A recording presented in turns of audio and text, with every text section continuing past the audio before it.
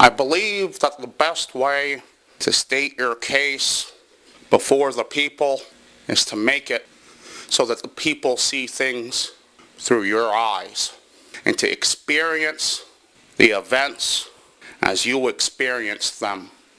That, ladies and gentlemen, is what I am going to do with you all right now. When I came on to YouTube, I had heard of a man that was supposedly gravely ill. And this man, allegedly, had 5 years to live. He goes by the username, the Happy Cabbie. And at the time, the Happy Cabbie would host live chats. And I would go on there and interact with him. I felt bad for him. I couldn't do much for him, but I figured maybe I could entertain him and take his mind off of his illness. We went back and forth, and he knew exactly who I was. Shortly thereafter, he had uploaded a video about Ron Paul, candidate who was running for president. And I supported Ron Paul because I was terrified of something called the National Defense Authorization Act. That's when the government can just grab you and hold you indefinitely without charging you with anything. You say something negative about Obama, hey, are you a threat to the U.S. government? Let's put you on ice for about 6 years. Make sure you're not. Ron Paul was against that. That and the fact that he was cool with weed made me instantly for Ron Paul. Happy Cabbie's video was an anti-Ron Paul video, which took me by surprise. Why is it someone who's allegedly dying wants to see to it that everyone is miserable? I wanted to address him in the comment section. When I looked down in the comment section, I'd noticed that he had typed something that was factually incorrect about Ron Paul. I can't remember what it was, but it was something that was clearly factually incorrect.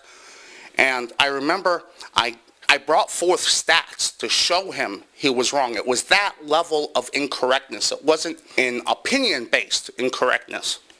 It was, you're stating a wrong fact. You're stating something that is incorrect. And I posted that in a very respectful manner underneath his comment. Mind you, at the time, I didn't have hardly any subscribers or hardly any views, and I sounded like I sound. Cabbie deleted my comments and he blocked me. So I made a video asking why. Then Cabbie lied about me. He said that my account was made so I can impersonate and troll Brett Keane. He flat out lied and he knew he was lying. He didn't give a fuck because he didn't know that the day would come where my views were on par with his views. He couldn't envision it. That's why I do what I do. You don't think I understand my disadvantages? I sound like a freak, and I'm on a video sharing website with all the beautiful people. How is it someone like me was ever going to get myself noticed? Unfortunately for him, because of you, it was shown unto him that he had made a grave miscalculation.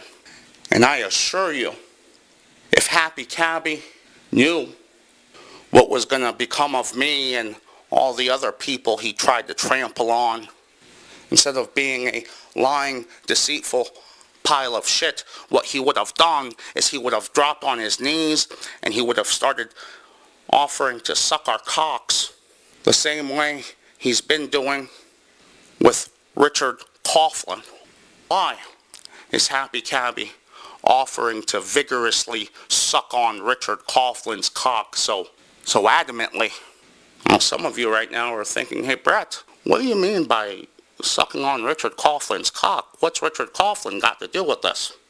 Well, you see, Richard Coughlin was one of the first big YouTubers to notice Happy Cabbie's antics.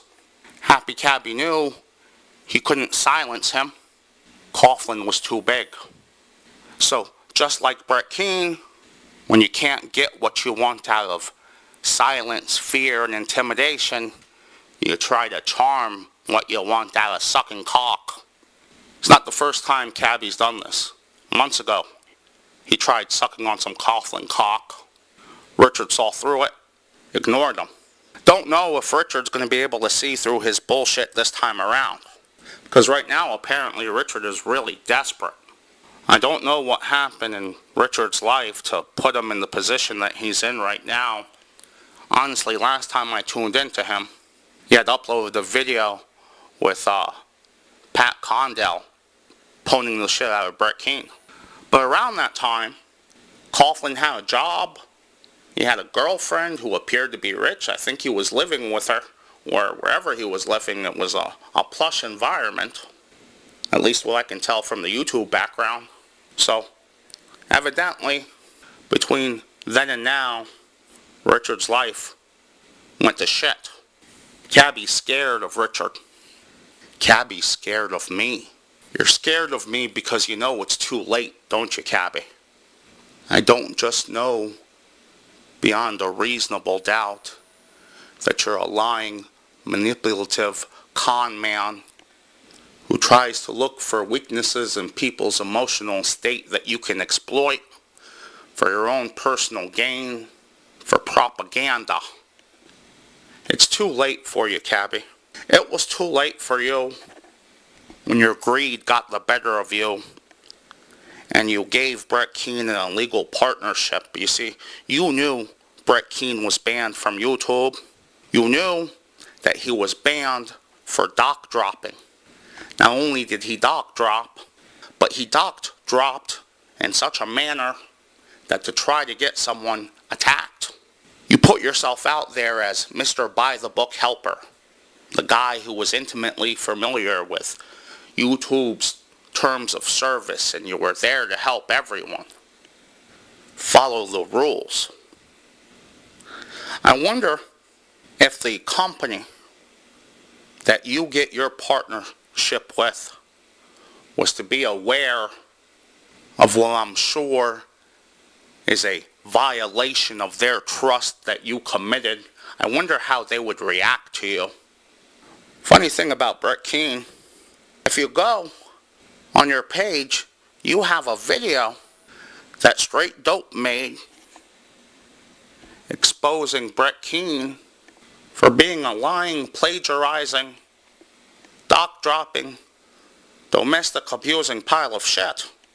That's on your YouTube page. You said you did it to defend free speech. Or maybe you did it so you can run the AdSense that you're running right now and make money off of all the hard work and detailed research that Straight Dope put into making those videos. Of course, you could be giving the money to Straight Dope. Somehow, Cabbie, I'm not feeling that. I wonder if you're lying about your disease. I'm amazed that I wonder that. That you're such a scumbag. I don't know if you're lying about your illness or not. How Brett Keane like of you. Unlike a lot of other people, Cabbie, I don't want you to die painfully. I want you to live. I want you to live because I know that everyone that I know knows about you. And I think they'll enjoy the videos, your future videos that you make sucking off people like Coughlin. Because instead of being fooled by your facade, they'll be watching you, knowing you for exactly what you are. And with that, I'd like to ask the audience to follow me on Twitter. I have an account /Brett the Killer. I'm going to save that account just so I can put up the links to special videos like this that I make. Because I'm sure on every website except for BigTimeStars.com, which you can follow them on Twitter too, videos like this aren't going to be allowed to remain up for too long. But if you want to take your chances, feel free to embed and upload this video anywhere you want. No copyright. All I ask is that you share my Twitter.